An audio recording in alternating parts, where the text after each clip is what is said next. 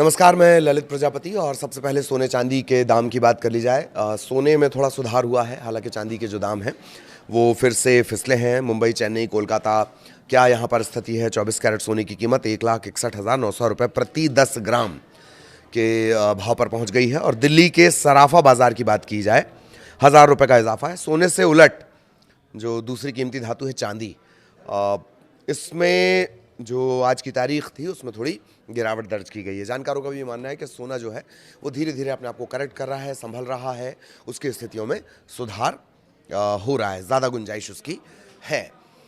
तो विस्तार से भी जान लेते हैं। दरअसल सोने की कीमत में लगातार तेज़ी है। 26 फरवरी की सुबह की बात कर ली जाए, राजधानी दिल्ली में 24 कैरेट सोना 1,62,050 रुपये प्रति 10 ग्राम पहुंच गया है।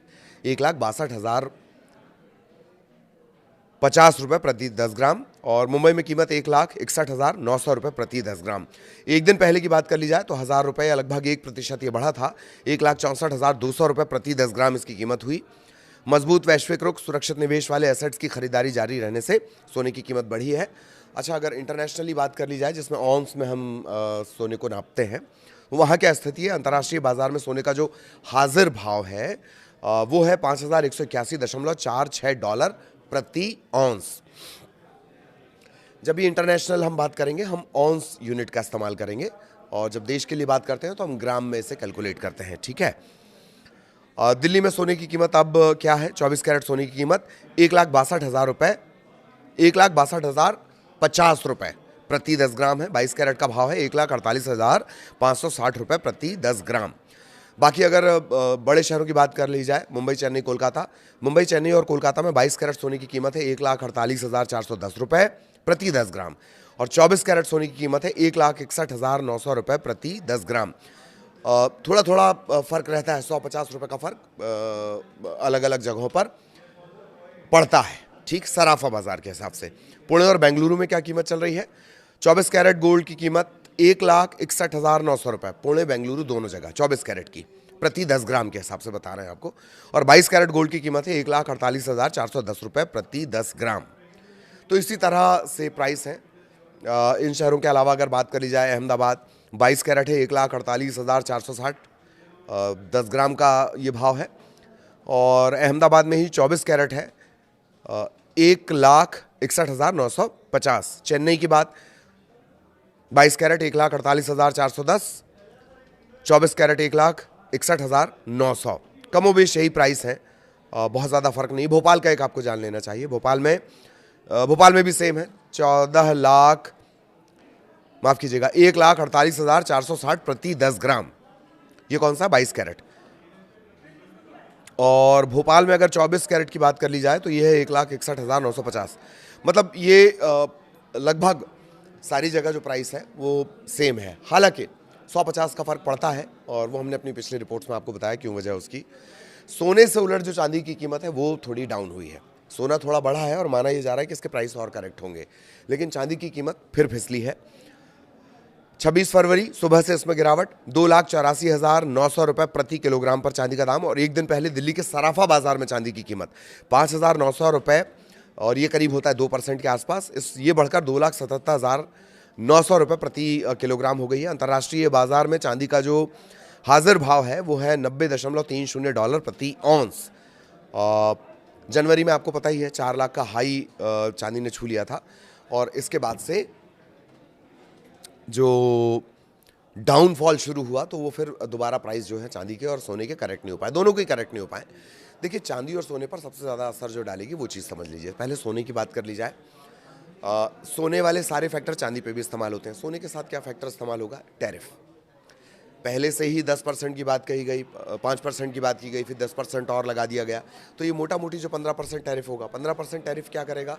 ये मार्केट पे दबाव डालेगा। मार्केट पे दबाव डालेगा, जो उद्योगों के काम काज का जो खर्चा है वो बढ़ जाएगा, प्रोडक्शन कॉस्ट बढ़ जाएगी, शेयर मार्केट पर इसका असर पड़ेगा, शेयर मार्केट पर दबाव पड़ेगा, तो जो सोने का प्राइस है वो बढ़ेगा। और जितनी ज़्यादा अनिश्चितता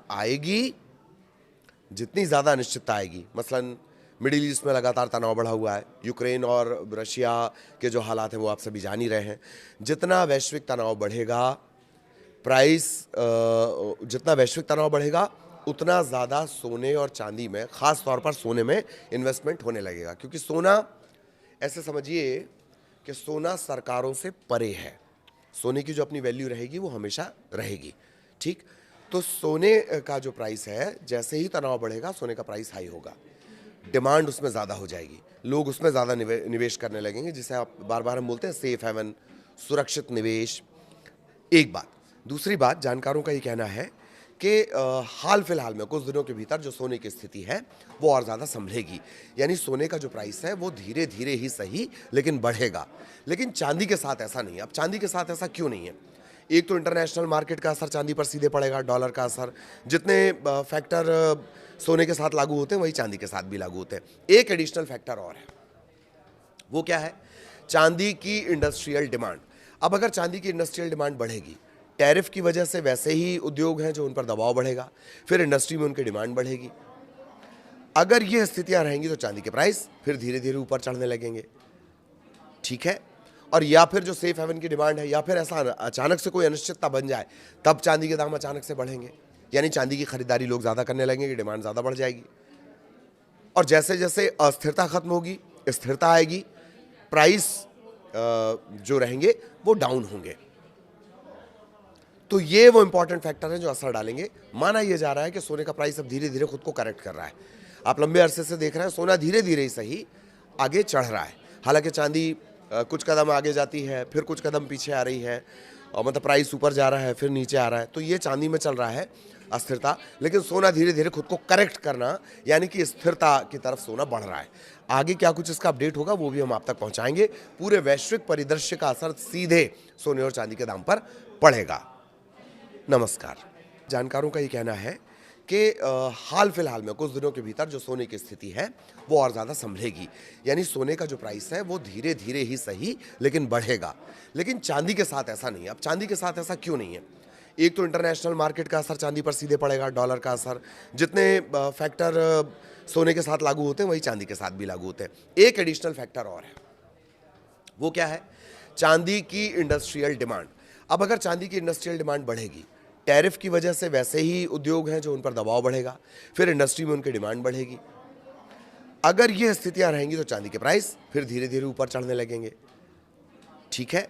और या फिर जो सेफ हेवन की डिमांड है, या फिर ऐसा अचानक से कोई अनिश्चितता बन जाए, तब चांदी के दाम अचानक से बढ़ेंगे, यानी चांदी की खरीदारी लोग ज़्यादा करने लगेंगे, डिमांड ज़्यादा बढ़ जाएगी। और जैसे जैसे अस्थिरता खत्म होगी, स्थिरता आएगी, प्राइस जो रहेंगे वो डाउन होंगे। तो ये वो इंपॉर्टेंट फैक्टर हैं जो असर डालेंगे। माना यह जा रहा है कि सोने का प्राइस अब धीरे धीरे खुद को करेक्ट कर रहा है। आप लंबे अरसे से देख रहे हैं सोना धीरे धीरे ही सही आगे चढ़ रहा है।